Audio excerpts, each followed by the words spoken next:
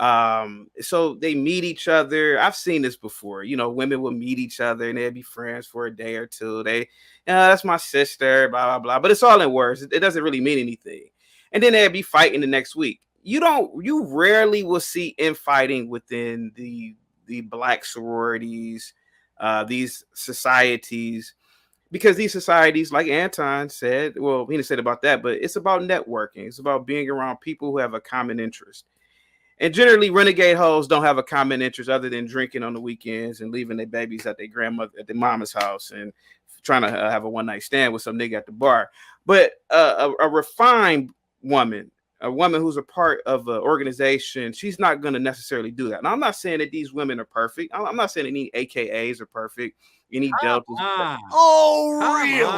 I'm not saying any deltas are perfect. Any other groups are perfect, but they've created. There's a pledge. There's a bond. There's an expectation of behavior. There's principles and creeds. And I'm telling you, man, even if you study pimping, pimps even talk about this. And you can look it up. Pimps will say they don't mess with renegade hoes.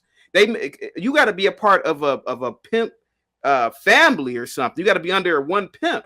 A renegade is a female that they don't even mess with.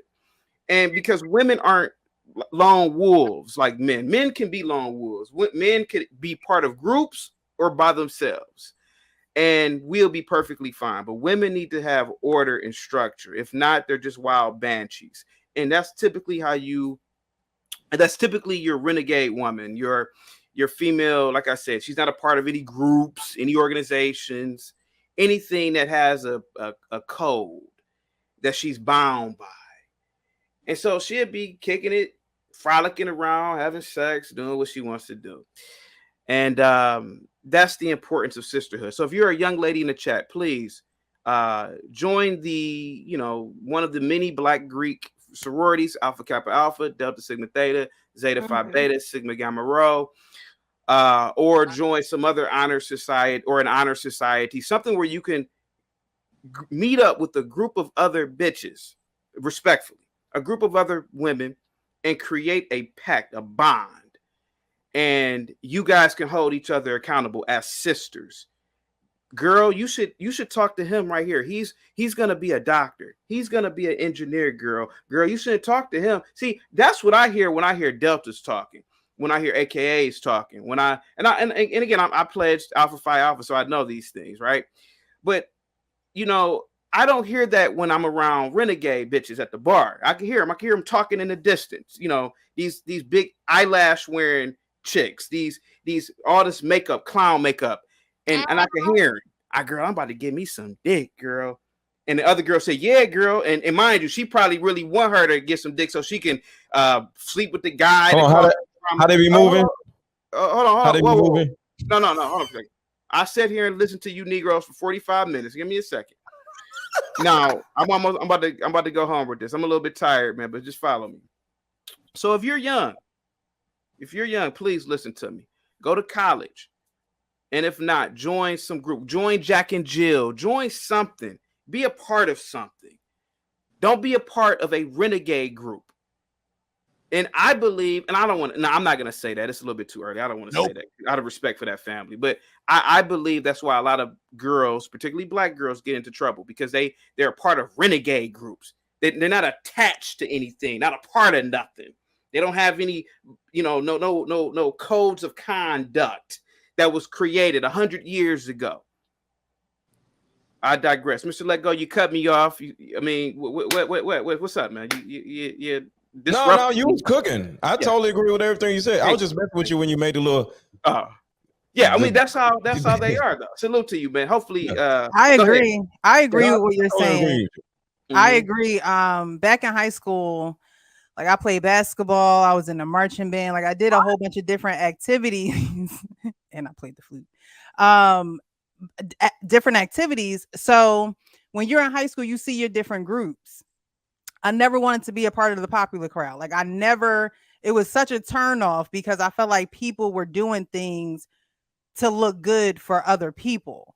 And that was never I'm not doing this to look good for anybody else. I'm not doing this to be accepted by a group of people who could probably care less about me. Now my team, my marching band, having that discipline and being in those groups, being the captain of my college basketball team, it like you said, you have to have order, you have to have structure, because if not, you're going to be along with these women who don't even know who they are. So it was never appetizing or nice to be with the popular crowd, because at the chance of any dime, one of them was ratting on the other one.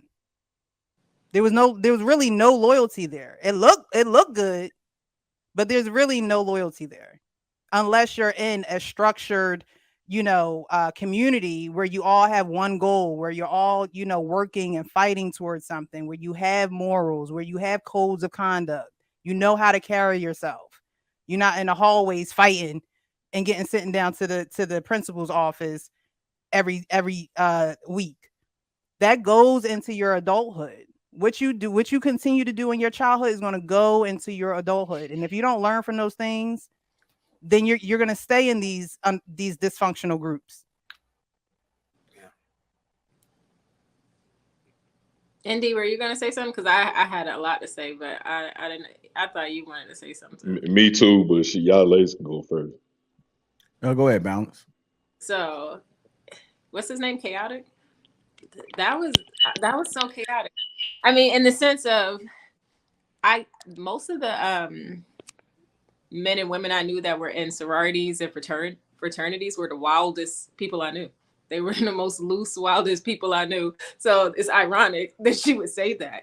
What I will say is that you need to probably deal with people that have long-term healthy relationships and friendships and actual sisterhood.